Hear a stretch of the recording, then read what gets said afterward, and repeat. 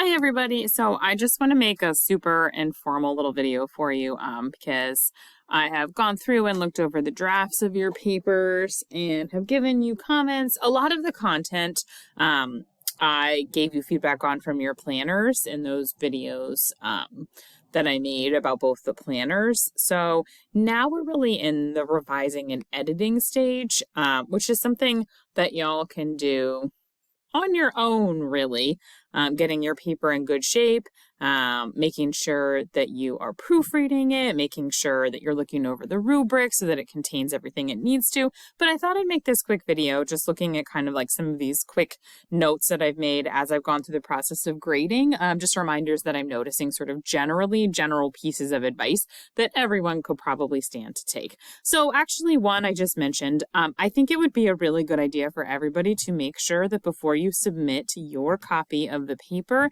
you are looking at the actual rubric for the paper. So let me just pull that up. You can find it in Unit 4. Oh, sorry, down here.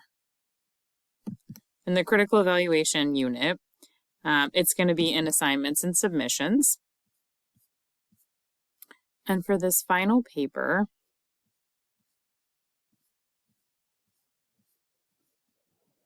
trying to find the best place that it's located.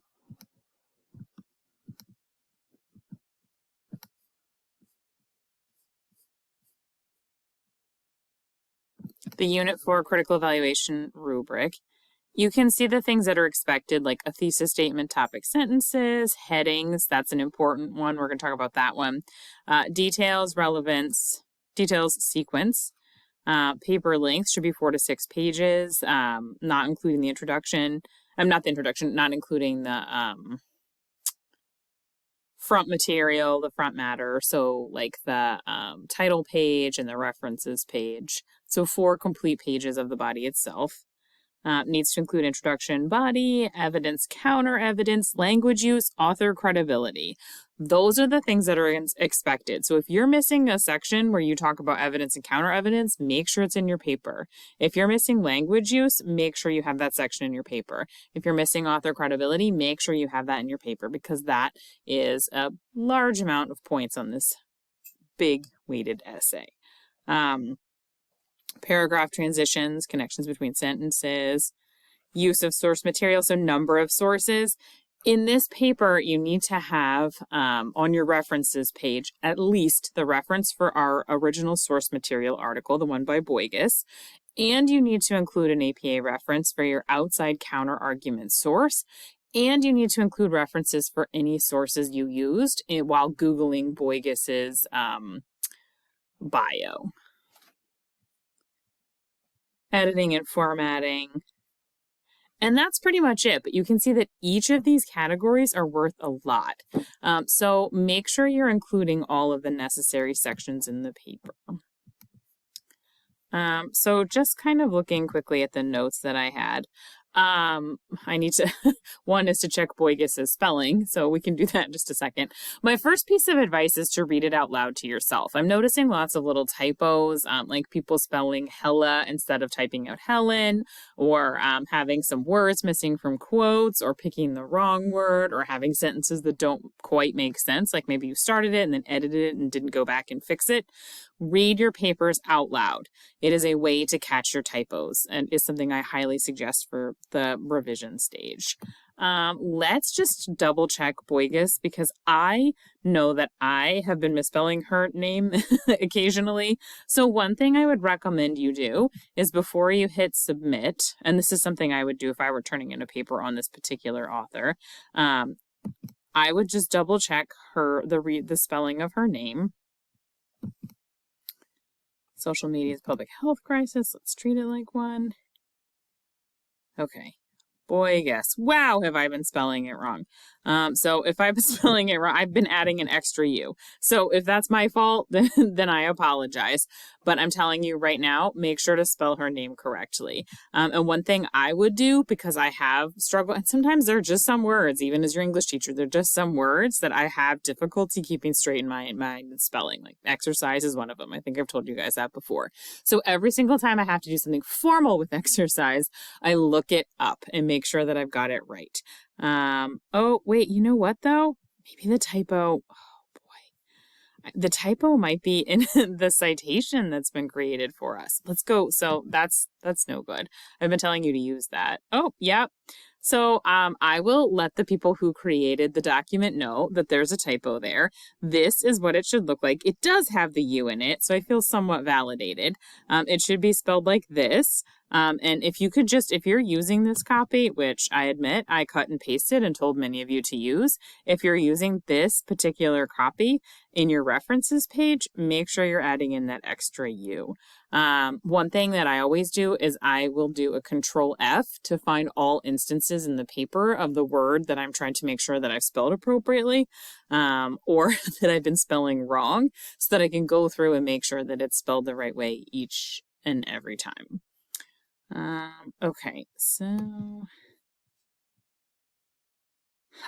so CiteFast is something you should be using to create APA references. For your APA reference page, you can copy and paste this. Just make sure to add that extra U. And if you're doing website citations, if you're making reference citations and you need help, or even if you're trying to come up with the reference citations for your outside articles, for your counter argument articles, if they're coming from the databases and their journals, whatever you're using, I recommend using CiteFast. You can just type in CiteFast, APA 7 citation generator. Make sure that you have it set to APA 7 and make sure you're picking the right type of source. So if you're trying to create the citation for one of those biographical sources you used in order to look up Helen Boygas, a little more about her, to look up worldview credibility, you can choose web page and just enter the URL. If it doesn't work, you can choose the manual option and literally enter in the information, and it will create the citation over here for you, and then you can cut and paste it. If you're using a journal, so if it has a volume number and issue number, you're seeing things like that, it's more of an academic journal from something you found in the databases, you would choose this, and you can put in the article title.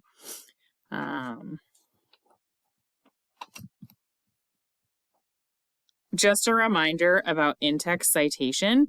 The format, anytime you quote, you need to include in-text citation, and the format is author last name, publication year, and then page or paragraph number where you found the information. So for instance, if you were quoting an article written by me in this year, and you're including a quote from paragraph 5, it would look like that.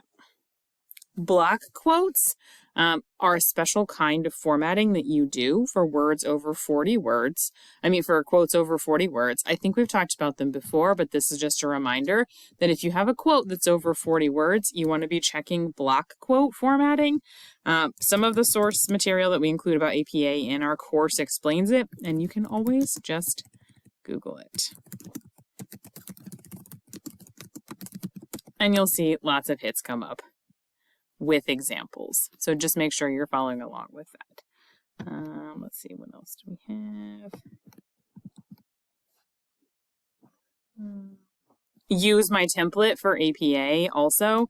I did include the APA citation for the Boygas article in that APA template that I included here. So if you're not using this, let me just go back to it. I recommend you check it out. I included it here. A template for Unit 4 progress check. This is, and there's the video if you haven't watched it yet. This template includes APA formatting, and it also includes subheadings or headings, these bolded headings that I have in here that you can use. If your paper does not have headings in it, it needs to. Ultimately, your paper should look like the model paper. Couple other quick reminders. Use author last names, not first names. So call her Boygas, not Helen. Y'all aren't friends. You might feel like it at this point, though.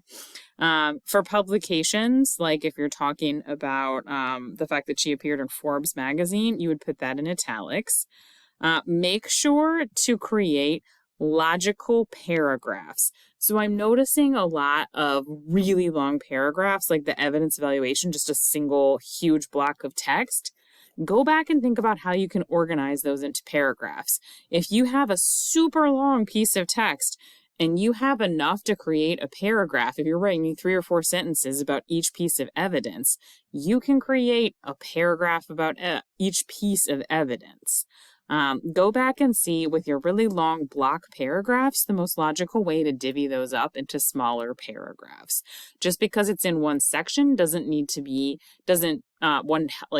heading section doesn't mean that it needs to be a single paragraph. And then one thing that's super important that I want everyone to do, identify your thesis statement in your paper. Maybe highlight it in yellow, and then ask yourself, does this answer the question, is Boygus's article well written and effective?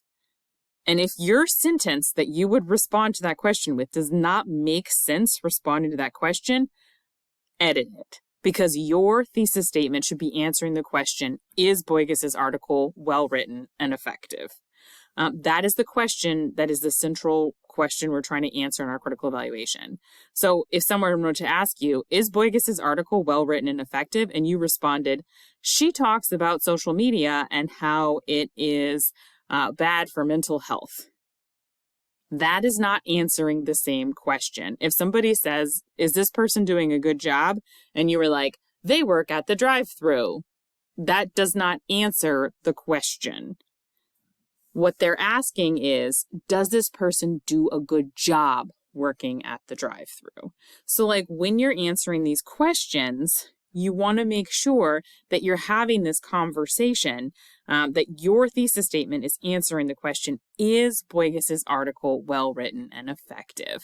Not like a summary, not your response to it, your evaluation. Is it effective or not? And that's really important.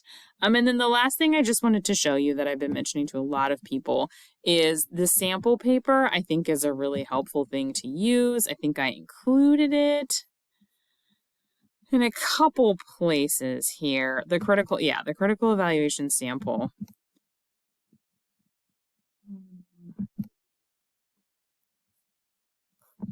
It's just loading. Not only should you,